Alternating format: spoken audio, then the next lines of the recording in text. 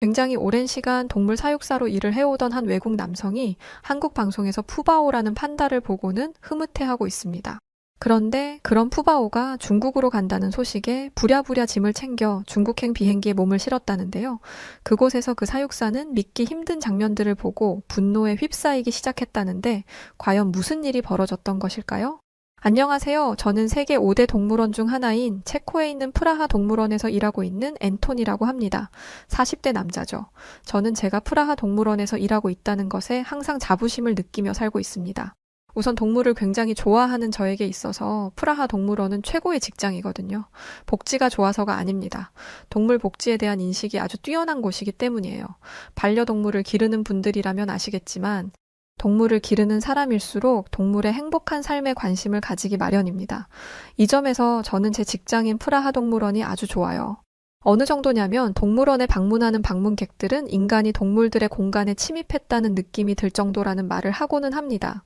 사람보다는 동물에게 맞춰진 시설이니까요. 그렇다고 절대 동물을 사람처럼 대하지는 않습니다. 동물에게는 지켜야 하는 선이 분명히 존재하니까요.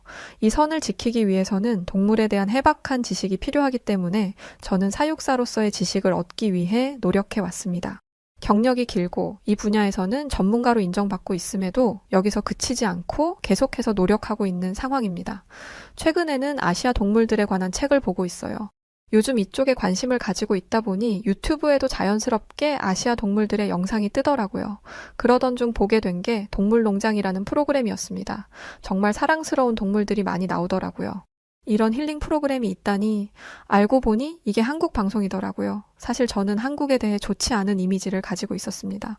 언제부터 생긴 건지는 모르겠는데 한국인들은 동물을 좋아하지 않고 오히려 함부로 대한다는 선입견이 있었어요. 막 혐오하거나 한국인이라면 무조건 싫어는 아니었지만 한국을 떠올리면 좀 꺼려지는 게 사실이었어요. 그런데 이런 힐링 프로그램이 한국에서 방영된다니 믿기 어렵더라고요. 처음엔 혹시 연출인가? 라는 생각이 들기도 했습니다. 그런데 이건 절대 연출일 리 없었어요. 이 TV 프로그램에 등장하는 동물들은 제가 봐온 동물들보다 행복해 보였습니다. 동물들은 그 무엇보다 솔직한 존재잖아요. 행복하지 않은데 행복한 척을 할 수가 없어요. 그리고 그 뒤에는 반려동물들을 사랑으로 보살피는 보호자들의 관심과 사랑이 있다는 걸 보게 되었습니다. 제 하루하루는 한국의 TV 프로그램으로 채워져 갔어요. 쉬는 시간마다 제가 핸드폰을 보며 시시덕거리고 있자 동료들이 관심을 가지고 있길래 알려줬더니 나중에는 큰 스크린에 띄워놓고 같이 보더라고요. 특히 강아지들이 나오는 장면들은 피곤함을 가시게 하는 피로회복제의 힘이 있었습니다. 그러던 중 조회수가 폭발적으로 높은 영상을 보게 되었어요. 자이언트 판다 영상이더라고요. 판다는 멸종위기 동물이기도 하고 흔히 볼 수 있는 종이 아니라는 건 다들 알고 계실 거예요. 저는 한국에도 판다가 있구나 신기하다라고만 생각하고 별 기대 없이 영상을 눌렀습니다. 그도 그럴 게 판다는 아주 예민하고 경계심이 많은 성격이거든요.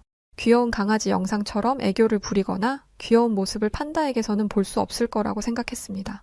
그런데 이건 제 착각이었어요. 조회수가 폭발적인 데는 이유가 있더라고요. 한 사육사가 판다를 데리고 나왔는데 판다의 이름이 푸바오더라고요. 푸바오의 성격은 제가 익히 들어 알고 있는 판다의 성격과 전혀 달랐습니다.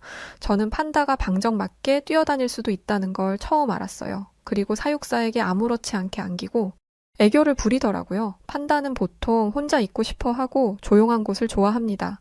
그런데 이런 판다가 사육사에게 애교를 부린다? 이건 말이 안 되는 거였어요. 낳아준 어미와도 이렇게 못 지내는데 대체 사육사와의 신뢰관계가 얼마나 두터워야 이런 모습을 볼 수 있는 건지 의아했습니다. 저는 대체 이 사육사가 무슨 마법을 부린 건지 영상을 계속해서 찾아보기 시작했어요.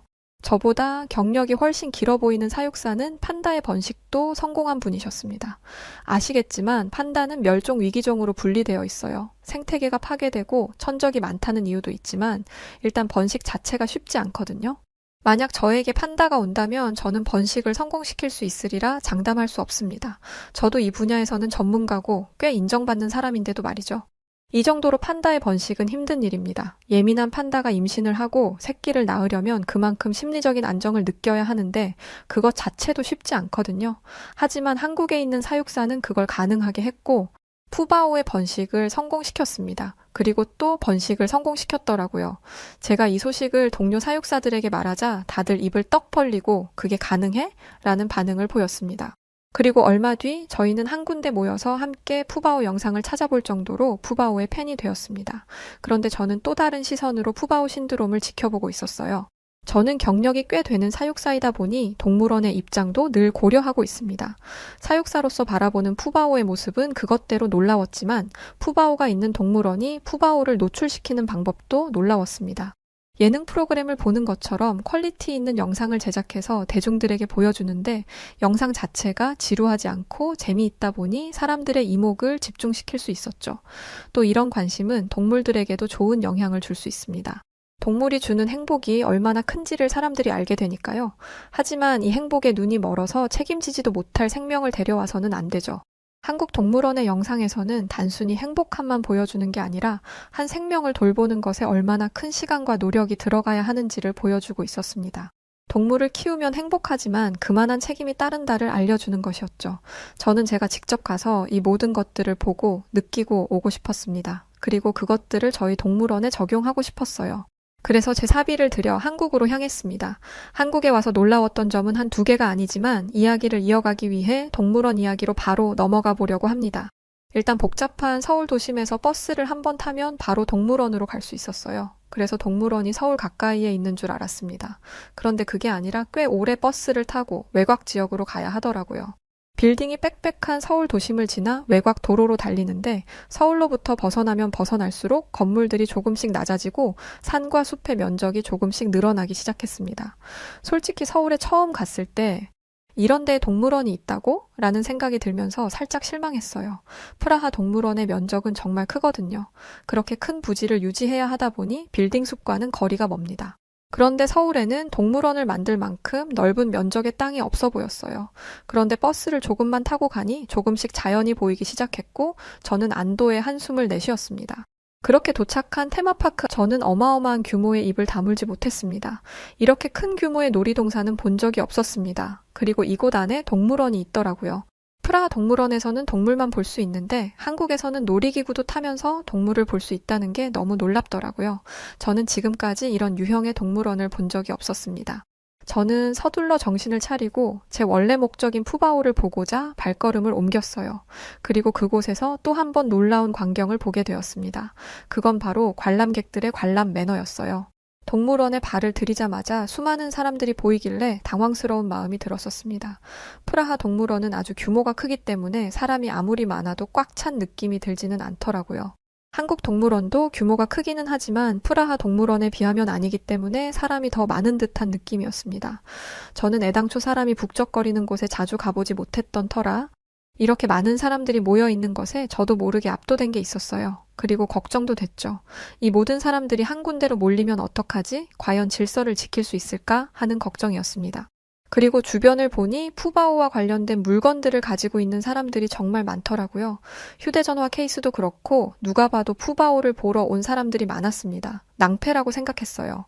저는 이 많은 인파들을 뚫고 푸바오를 볼 자신이 없었거든요. 그런데 이건 제 걱정일 뿐이었습니다. 푸바오를 보러 갔는데 역시나 사람들이 줄을 이루고 서 있더라고요. 그런데 의외로 금방 줄이 사라졌어요. 사람들이 줄을 선 순서대로 규칙에 따라 앞으로 전진했기 때문이었습니다. 그 누구도 새치기 같은 건 하지 않았어요. 한국인들은 새치기라는 걸 본 적도 없는 사람들 같았습니다. 제가 살고 있는 프라하는 치안이 좋은 편이긴 하지만 간혹 공공질서를 지키지 않는 사람들이 분명히 있습니다.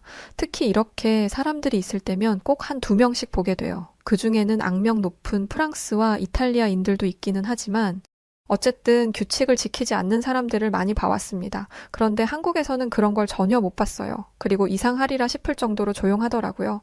게다가 한 아이가 기다리는 게 힘이 들었는지 칭얼거리자 아이의 엄마는 입에 손가락을 갖다 대며 아이를 진정시켰습니다.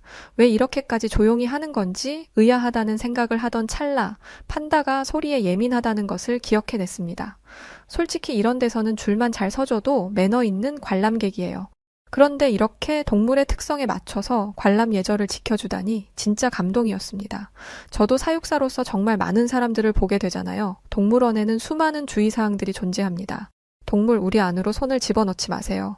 유리를 두드리지 마세요. 음식을 집어던지지 마세요와 같은 것들이죠. 그런데 이걸 지키지 않는 사람들이 정말 많다는 걸 조금만 주의 깊게 보면 다들 알 수 있을 것입니다. 물론 한국에서는 찾기 어렵겠지만요. 이렇다 보니 저는 한국 관람객들의 태도에 굉장한 감동을 받았습니다. 이런 사람들만 프라하 동물원에 와준다면 얼마나 좋을까 싶더라니까요.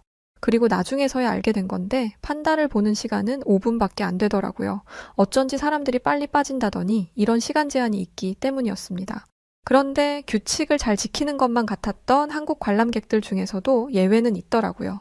5분이 지났으니 이동해달라는 직원의 말을 들은 척도 안 하고 자식 사진을 찍는데 여념이 없던 관람객이 있었습니다.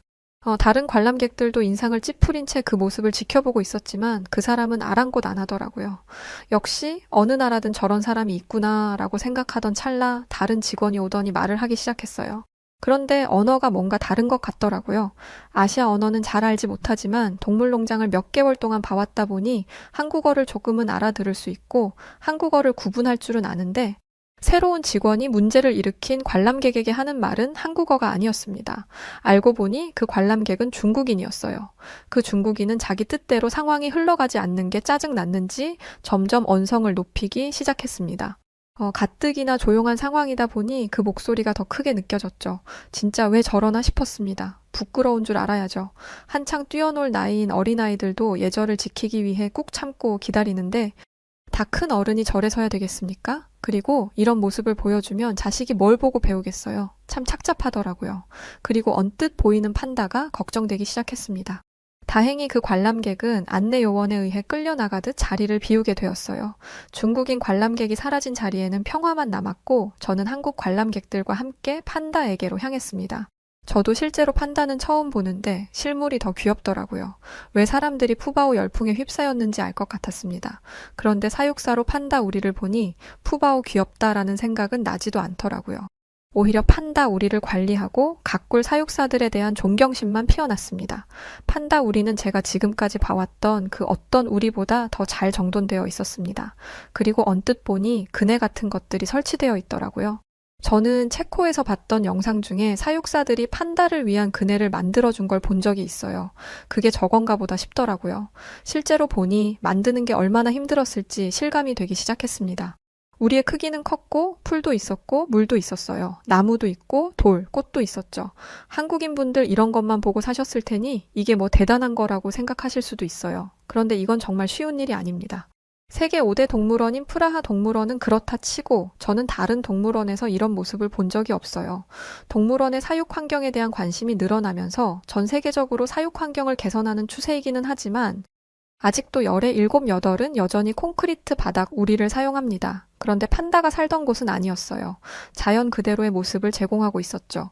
솔직히 저는 프라하 동물원만 이런 줄 알았는데 생각도 못했던 곳에서 이런 사육 환경을 만들고 있었더라고요. 이 외에도 놀라운 점은 한두 개가 아니었습니다. 사파리월드라는 곳에 차를 타고 들어갔는데 와, 이건 그냥 자연이더라고요. 기린이 트럭 안으로 입을 집어넣는데 사육사인 저조차도 이렇게 가까이에서 기린을 본 게 처음이었습니다. 그리고 사자 같은 육식 동물들이 여유롭게 걸어 다니더라고요. 사자무리들이 커다란 바위 위에 다 같이 누워 있는데 가장 힘이 센 대장 사자가 서열이 낮은 사자를 내쫓는 장면까지 생생하게 볼 수 있었습니다. TV에서만 볼 수 있는 그런 모습이 제 눈앞에 펼쳐지는데 지금까지 사육사로 살아온 인생이 쓱 지나가면서 이런 것도 못 보고 살았는데 지금까지의 생활이 무슨 의미가 있나 싶은 생각까지 들더라고요. 이렇게 한국에서 즐거운 추억을 만들고 프라하로 돌아간 저는 한국에서 본 것들을 적극적으로 적용하려고 노력했습니다. 최대한 대자연과 비슷한 환경을 만들려고 했죠. 그런데 역시 쉽지 않더라고요. 제가 아무리 노력해도 제가 관리하는 동물들이 한국에서 본 동물들처럼 행복해 보이지는 않았습니다. 그래서 진지하게 한국으로 유학을 가야 하나 고민하기까지 했죠. 한국에서의 경험을 발판 삼아 책도 보고 영상도 보고 세미나도 가면서 바쁘게 살던 그때 푸바오가 중국으로 돌아간다는 사실을 알게 되었습니다. 판다는 중국에서 아주 귀하게 여기는 동물이잖아요. 그래서 어련히 잘 키울까 싶었어요. 그런데 한 동료가 말하길 한국인들이 푸바오를 중국으로 보내기 싫어한다더라고요. 당연히 그렇겠죠. 푸바오의 인기는 상상 이상이었으니까요. 그런데 한국인들이 푸바오의 중국행을 반대하는 데는 다른 이유가 있었습니다. 여느 때와 다름없이 동물농장을 보면서 힐링을 하고 있는데 푸바오 영상이 떴어요. 그런데 그건 중국으로 간 푸바오의 영상이었습니다. 그런데 영상 속 푸바오의 모습이 좀 이상하더라고요. 푸바오의 이마 중앙의 털은 뽑혀 있는 듯 했습니다. 그 범위가 커서 누가 봐도 알겠더라고요. 이게 타의로 뽑힌 게 아니어도 문제입니다. 동물에게서 탈모가 일어난다는 건 그만큼 극심한 스트레스를 받았다는 의미이니까요. 저는 다른 영상도 찾아보았습니다. 그런데 이마 중앙뿐만 아니라 목 뒤쪽으로도 탈모가 진행되고 있었어요. 목줄을 하고 사는 개들의 목 부분을 보면 털이 눌린 자국과 함께 간혹 털이 빠져있는 경우를 볼 수 있습니다. 푸바오의 목이 딱 그런 모양이었어요. 하지만 이것만으로 목줄을 한 거라고 속단하기는 어려웠습니다. 하지만 푸바오의 사육 환경이 굉장히 열악하다는 건 제가 지금까지 쌓아 올린 사육사 경력을 걸고 자신 있게 말할 수 있어요. 제가 한국에 갔을 때 놀랬던 점이 푸바오의 방사장이었습니다. 자연과 흡사하게 꾸며놓은 환경이 굉장히 인상적이어서 프라하 동물원에도 적용하려 했을 정도였으니까요. 그런데 중국 방사장은 나무 한 그루도 없는 콘크리트 그 자체였어요. 판다는 본능적으로 높은 나무에 올라가서 안정을 취합니다. 그래서 판다 관련된 사진을 보면 나무 위에 널브러져 있는 모습을 볼 수 있어요. 그런데 이런 곳이 하나도 없다니, 이건 중국에 있는 사육사들에게는 판다라는 동물에 대한 이해가 전혀 없다는 것을 보여주는 증거였습니다. 게다가 벽은 얼마나 높은지 저 안에 있으면 사람 얼굴은 코빼기도 안 보이겠더라고요. 한국에 있는 내내 사육사와 더불어 수많은 사람과 교감하며 사랑받아온 푸바오가 낯선 곳에 방치되어 있는 게 정말 마음이 아팠습니다. 게다가 방사장 벽 아래에는 곰팡이가 핀 것처럼 얼룩덜룩하고 시커먼 것들이 묻어 있었는데 그것 또한 처참하더라고요. 중국 관계자들은 잠시 머물렀던 곳이라고 했던데, 아니 아무리 그래도 그렇지 너무 배려가 없는 행동이죠, 이건. 한국이었다면 임시로 머무는 곳조차도 안락하게 꾸며놨을 겁니다. 전에 보니 아이바오라는 판다가 새끼를 낳을 때 한국 사육사들이 출산을 준비하는 모습을 본 적이 있어요. 정말 지극정성으로 돌보더라고요. 풀숲을 헤치고 들어가서 연한 대나무만 골라다가 특식을 만들어주기도 하는 모습을 보면서 정말 사랑으로 동물을 돌본다는 걸 알 수 있었습니다. 게다가 쌍둥이 중 두 번째 새끼를 위해 젖을 짜는데 그것도 가만히 있더라고요. 이 영상을 다른 동료들에게 보여주니 지금 자신들이 보는 게 판다가 맞냐고 물어봤습니다. 그 예민한 판다가 젖을 짜는 걸 보고만 있는 게 말이 되냐면서요. 이 정도로 한국에서는 사육사가 판다를 위하는데 중국은 전혀 그런 것 같지 않더라고요. 저는 곧바로 중국행 비행기를 끊었습니다. 뭘 어떻게 할 수 있는 건 아니지만 그래도 제 눈으로 직접 확인을 하고 싶었어요. 제가 볼 때는 분명 문제가 있었거든요. 물론 중국 관계자들은 절대 아니라고 이 악물고 반박하겠죠. 하지만 전문가들의 눈을 속일 수는 없는 법입니다. 저는 제 눈으로 보고 뭐가 문제인지를 정리하려고 했어요. 그런데 중국 동물원의 문제는 사육사들만이 아니었어요. 관람객들의 질도 굉장히 떨어졌습니다. 장대 같은 카메라들을 들고 쳐들어와서는 사람들을 이리저리 밀치며 들어오는데 줄서기는 어디 가고 새치기만 남아있더라고요. 그 와중에 누가 제 주머니에서 지갑을 꺼내려는 걸 잡기도 했어요. 인파에 섞여서 도망가는 바람에 잡지는 못했는데 판다를 보기도 전에 진이 빠지더라고요. 회상하면서도 끔찍한데요. 새치기는 기본이고 저는 밀려 들어오는 사람들에게 이리저리 밀쳐지고 당겨지고 진짜 난리도 그런 난리가 아니었습니다. 솔직히 그냥 가버릴까 생각도 했지만 거기까지 간 이유가 있기에 겨우겨우 방사장 앞으로 갔습니다. 방사장 앞은 시장통 그 자체였어요. 얼마나 정신이 없고 시끄러운지. 한국 관람객들의 태도가 얼마나 대단했는지를 또 한 번 체감하는 순간이었습니다. 그런데 어떤 아이가 크게 소리를 지르며 푸바오의 이목을 끌었고 그 순간 자기가 먹던 음식을 휙 하고 던졌습니다. 저는 경악을 금치 못했어요. 동물 우리로 음식을 주면 안 되는 건 당연한 상식입니다. 그런데 더 놀란 건 아이의 부모의 반응이었어요. 아이의 부모는 그런 아이가 웃긴지 깔깔거리며 한 번 더 던져보라면서 아이의 손에 음식물을 더 쥐어주었습니다. 저는 참지 못하고 달려가서 아이의 손에 있는 걸 낚아챘어요. 순간적으로 한 행동이라 저도 당황했지만 솔직히 사람들이 제 편을 들어줄 거라고 생각했습니다. 그런데 아니더라고요. 제 주변 사람들 모두 아이를 그냥 두라면서 외국에서 온 네가 무슨 참견이냐는 듯 행동했습니다. 정말 그 많은 사람 중에 누구도 문제를 인식하지 못하는 모습이었어요. 저는 사육사라면 심각함을 인지했을 거라고 생각했습니다. 방사장 안으로 누군가가 음식물을 던졌으니 곧바로 치울 거라고 생각했어요. 그런데 그것도 아니었습니다. 도대체 저를 얼마나 실망시킬 생각인 건지 사육사들은 설렁설렁 나오더니 던져진 음식물을 대충 치워버리곤 들어갔어요. 푸바오의 모습은 영상에서 봤던 모습과 너무 달라져 있었고 제가 직접 가서 봤을 때와 큰 차이를 보였습니다. 저는 중국인 관람객들에게 완전히 질려버렸고 그 자리를 빠져나온 뒤 생각에 잠겼습니다. 곰곰이 떠올려 보니 프라하 동물원에서 만났던 진상들의 대부분은 중국인이더라고요. 단체 관람객들로 자주 오는 무리 중 하나인데 동물들이 잠을 자고 있으면 큰 소리로 깨우거나 유리를 두드리기도 했고 심지어 돌 같은 걸 집어던지는 경우도 있었습니다. 새들이 날아가지 않는다고 나무에 있는 새들에게 돌을 던지는 걸 보고는 정말 경악을 금치 못했죠. 그래도 자기들이 그렇게 소중하게 여기고 외교 수단으로 사용할 만큼 아끼는 판다만큼은 잘 대해줄 줄 알았는데 알아보니 중국이 판다를 그리 귀하게 여기는 것 같지는 않더라고요. 아실지 모르겠지만 중국에서 가장 인기 있는 판다인 화화의 사육사가 화화의 인기를 등에 업고 특별 방송에 출연한 적이 있었다고 합니다. 그런데 그 인터뷰의 진짜 주인공인 화화는 외부 방사장에 몇 시간 동안 방치되어 있었다고 하죠. 가장 인기가 많다고 하는 판다에 대한 대우도 이 모양인데 다른 판다들은 어떻겠어요? 이럴 거면 다른 나라에서 데려가지나 말지 판다를 사랑하는 게 아니라 외교적으로 이용해 먹을 수 있는 수단으로서 판다를 사용하는 것뿐이라는 생각을 지울 수가 없었습니다. 많은 수의 자이언트 판다를 데리고 있고 다른 나라와 달리 자기네 나라 판다니까 막 대해도 문제를 제기할 사람이 없잖아요. 그리고 푸바오는 애초에 한국에서 번식에 성공한 판다입니다. 과연 중국에서의 삶이 행복할까? 라는 질문에 네, 라는 대답을 도저히 내릴 수가 없었죠. 저는 이날의 경험 이후 중국 동물원과 관련된 이슈를 찾아보았습니다. 정말 심각하더라고요. 불과 몇 년 전인 2021년에는 동물원에서 표범 3마리가 탈출한 적이 있었습니다. 이런 일은 있어서는 안 되지만 아주 간혹 있는 일이기는 해요. 그런데 문제는 육식 동물 3마리가 탈출을 했는데 이 사실을 일주일 동안 숨겼다는 것이었습니다. 1921년? 아닙니다. 2021년에 일어났던 일이에요. 중국 동물원은 표범이 민가에서 발견되자 그제야 표범이 어떻게 탈출했는지 이유도 모른다는 걸 밝혔습니다.